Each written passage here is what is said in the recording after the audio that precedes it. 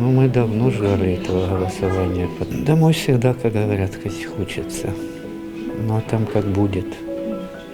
Если будет там Россия, ну, конечно, вернемся домой. А если будет Украина, то, наверное, нет.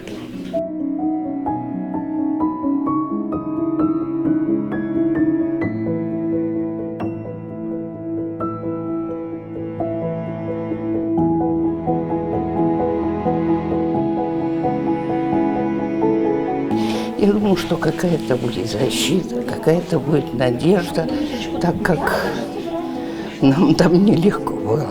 И коммуналка была очень высокая, и пенсии низкие. Здесь более внимательно к пенсионерам относятся.